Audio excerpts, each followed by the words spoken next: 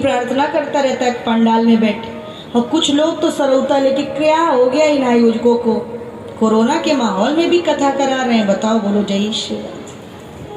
खटर खटर खटर सरौता चल रहा है। लेकिन आप चिंता मत करो, ये श्री राधा रानी का कवच है इस पंडाल में। और दिन आए होगे शिव पैलेस में, लेकिन भागवत में बैठ रहे तो आपको नहीं लग रहा कि कोई बहुत बड़ी ऊर्जा यहाँ पर अपनी छाया किए हुए, किसी को कष्ट नहीं हो सकता। बोलो जय श्री राम। तो खटर खटर खटर सरौता चल रहा है किसी किसी का, क्या हो रहा है क्या हो रहा है, कथा में मन नहीं लग रहा। और कुछ लोग तो ऐसे होते हैं श्रोता, और सुने और सुने और सुने, घड़ी याद नहीं रहती, घर याद नहीं रहता, सब बावले होकर के प्रभु में खोए रहते। और एक है महाराज सोता, कि घरवाली झगड़ा करे तो चलो उस पंडाल में शिव पैलेस में आराम से सो जाए। कम से कम 7 दिन घर में झगड़ा तो बंद हो जाएगा। झगड़ा नहीं होगा, झगड़ा झंझट बंद। अगर सास झगड़ा करे तो बहू आ जाए। बोलो जय श्री राम। कथा के बड़े फायदे। और बहू झगड़ा करे तो सासू माँ सुने। कम से कम उतनी देर घर में कलेश तो बंद कर रही है कथा। लेकिन एक बात याद रखना, हम सोने नहीं देंगे, हम सोने बिल्कुल नहीं देंगे, क्योंकि श्री हनुमान जी महाराज हमारे पंडाल में घुमा करते हैं। तो धीमे से आपको चुटकी काट लेंगे, आपको पता भी नहीं चलेगा। बोलो जय श्री राम। सब पर उनकी निगाह रहती है, सब पर। इसलिए कथा में श्रोता सरौता सोता। तो कभी कभी जब आपका वैभव बढ़ता है ना, तो कई लोगों को ईर्ष्या, और ईर्ष्या तो ना गई मेरे मन से।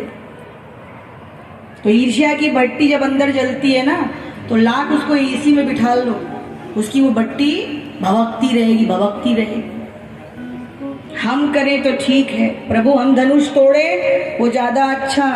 राम जी क्या भी था, राम जी के समय पे भी था। हमसे टूटे तो आपको 100 किलो लड्डू चढ़ाएंगे, और दूसरे से न टूटे तो 200 किलो लड्डू। बोलो जय श्री राम। टूटे किसी से ना, तो ये सतयुग त्रेता द्वापर कलयुग चला आ रहा है इसी में। हाँ, हमारी विवेक बुद्धि क्या कहती है, कहाँ जाओगे, मंदिर जाओगे कि मदिरालय जाओगे, ये आपको सोचना है। बोलो जय श्री राम। है तो मदिरालय भी है, मंदिर भी, एक जगह सत्संग चल रहा है, एक जगह कहीं पिक्चर चल रही होगी, कहाँ जाना पसंद करोगे? अंधेरे में बैठकर पिक्चर देखो और बेटे को भी ले जाओ साथ में, पोते को भी ले जाओ। तो ऐसा म्यूजिक का प्रभाव होता है, वेस्टर्न म्यूजिक का, कि 80 वर्ष के बुजुर्ग भी बैठे हो तो पैर अपने आप हिलेंगे, बेचारे हिलाते नहीं, अपने आप हिलते। बोलो जय श्री राम। डीजे बजे तो टक टक टक टक हिलते हैं पैर। ये प्रभाव है, हर चीज का प्रभाव है। आप सोचते हो हम बच जाएंगे, बिल्कुल नहीं। इसलिए ये कथा, ये ज्ञान यज्ञ, इसका जिंदगी पर प्रभाव पड़ता है, और यही लेके हम लोग अपने साथ जाएंगे, बाकी कछु नहीं जाए। तो श्रोता सरौता और सोता, हम लोग कहते जागते रहो जागते रहो जागते रहो।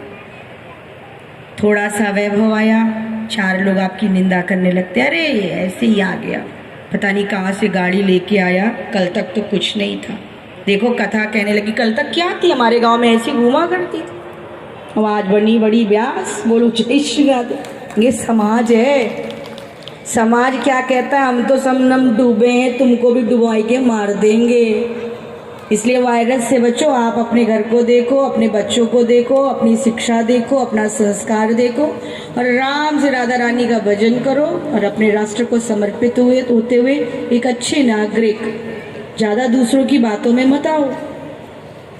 कथा में क्या रखा है सिखा देते हैं लोग। राम जी की कथा चल रही थी एक जगह, हम लोग कथा कहने के लिए गए, व्यक्ति आना चाह रहे होंगे, उसने कहा कहाँ जा रहे हो, कहा कथा में जा रहे हैं। तो किसकी कथा हो रही है, कहा राम जी की कथा। राम जी की कथा में क्या रखा है, वही राम रावण युद्ध, वो तो तुम्हारे घर में भी चल रहा है। बोलो जय श्री राम। क्या उसको जाकर सुनना, हम सुना दे ऐसी मानस का, तुमको आती का तुम सुनाओ। एक राम एक रावण, एक छत्री एक वामन्ना, एक राम एक रावण्णा, एक छत्री एक वामन्ना, और याने वाकी नार चुराई, वाने वाकी लंका जराई। और बात बात में बातन्ना, तुलसी लिख गए पोतन्ना। बोलो जय श्री राधे। इसमें क्या सुनना, क्या सुनना। ऐसा भी समाज, और कलयुग की खोपड़ी कभी भरती नहीं है। एक बार नारद जी को पता चला, फोन कर दिया आस्था प्राइम वालों को, बोलो जय श्री राधे। स्वप्निल के पास फोन आया और स्वप्निल से पूछा कथा कहाँ चल रही है, तो बताया शिव पैलेस में। कहा स्वप्निल मैं आ जाऊं? कहा बिल्कुल आ जाइए नारद जी, बोलो जय श्री राधे। अब नारद जी तो आ गए कथा में। तब नारद जी जब कथा सुन रहे थे, पीछे बैठे एक व्यक्ति आया, उसने नारद जी को ऐसे पीछे से खुजलाया। नारद जी ने कहा क्या करता है, क्या करता है? तुझको पता है यहाँ शंकर भगवान कथा करवा रहे हैं, मनकामेश्वर महादेव, कैलाश महादेव, बलकेश्वर महादेव, पृथ्वीनाथ महादेव, मैं उनके सानिध्य में बैठा कथा सुन रहा हूँ, शंकर भगवान बैठे कथा सुन रहे हैं, इसलिए चुप कर, मेरी खुजली मत कर। उसने और जोर से खुजलाना शुरू कर दिया। नारद जी को बोलो जय श्री राधे। बार बार खुजलाए, बार बार खुजलाए। नारद जी ने कहा करे क्या चाहिए? तो कहता क्या है, प्रभु कुछ दे दो। कहा अच्छा मांगने वाला है? कहा हाँ मांगने वाला हूं। कहा कथा सुन ले, बाद में दे देंगे, अभी कथा सुन लेने दे, जा यहां से। नहीं माना, खुजलाता गया, खुजलाता गया।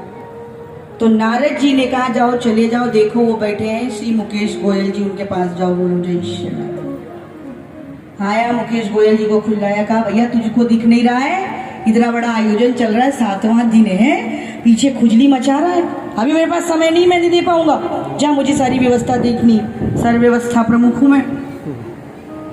अब क्या करें? तो नारद जी ने कहा विमलेश सारस्वती जी के पास चले जाओ। वो आया इनके पास, महारानी हाथ मत जोड़ो, बोलो जय श्री राधे, उनकी साड़ी का पल्लू पकड़ के कुछ दे दो, कुछ दे दो, कुछ दे दो।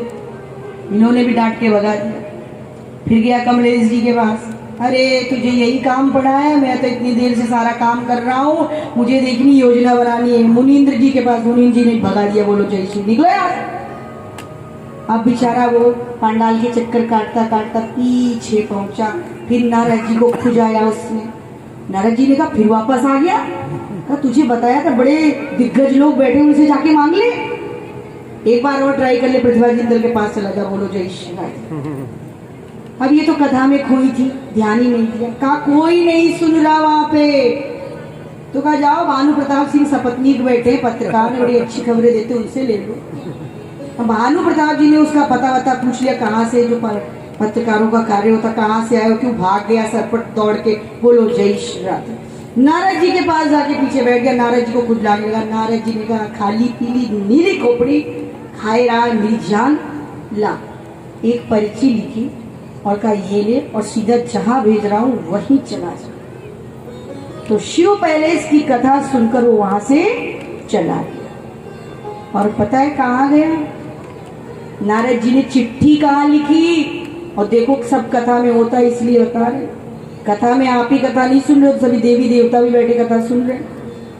पहुंच गया कुबेर लोग, और जब कुबेर लोग जाकर पहुंचा तो कुबेर जी ने कहा कहाँ से आए हो? कहा आगरा का रहने वाला हूँ, शिव पैलेस में कथा चल रही थी, नारद जी ने भेजा है। कहा अच्छा किस लिए आया है? कहा ये पर्ची खोल कर देखिए।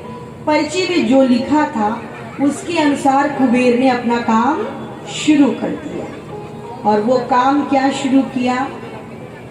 जब यहाँ कथा समाप्त हो गई, नारद जी और 2-4-10 कथाओं में गए, कुछ समय व्यतीत हो गया, तो नारद जी को लगा चले जरा कुबेर लोग होकर आते हैं, कुबेर से मिलते हैं।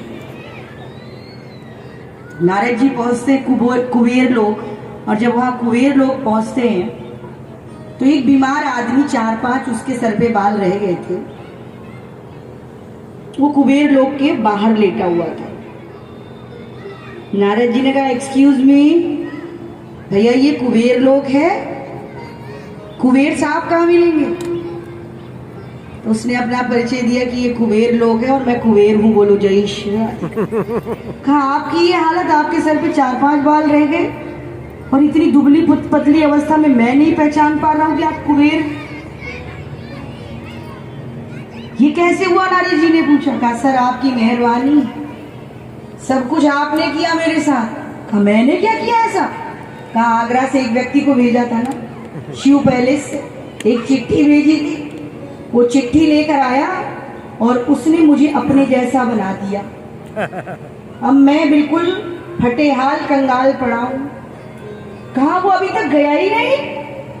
कहा वो कैसे जाएगा, वो तो अंदर बैठा हुआ है। अब नारद जी ने कहा आज मैं इसकी अकल ठीक करता हूँ। कहाँ है रे तू, कहाँ है? और बैठा था एक कोने में। पहुंच गए नारद जी। क्यों, तू वापस क्यों नहीं गया? तूने चिट्ठी दी थी। कहा चिट्ठी दी? कुबेर पीछे पीछे बेचारे, इसने चिट्ठी दी। अब कुबेर ने कहा चिट्ठी तो इसने दी, चिट्ठी का सारा कमाल है। क्या कमाल है? कहा जो ये पात्र लेकर आया है वो पात्र भरता ही नहीं, सारा कुबेर लोक खाली हो गया। तो नारद जी ने कहा हो सकता है कुछ करावा धरावा करके लाया हो पात्र में, लाओ पात्र कहाँ है। और जब पात्र उठाकर देखा तो पात्र क्या, उस पात्र को सीधा किया तो वो पात्र क्या है, वो कलयुग के मानव की खोपड़ी है। बोलो जय श्री राम। कलयुग के मानव की खोपड़ी कभी भरती ही नहीं, चाहे जितना उसको मिल जाए उसको अभाव ही लगता है। इसलिए इस कलयुग में जन्म लेने वाले लोग वैसे तो पुण्यशाली होते हैं, जैसी ऋतु वैसा फसल। कलयुग क्या है? कलयुग केवल नाम धारा,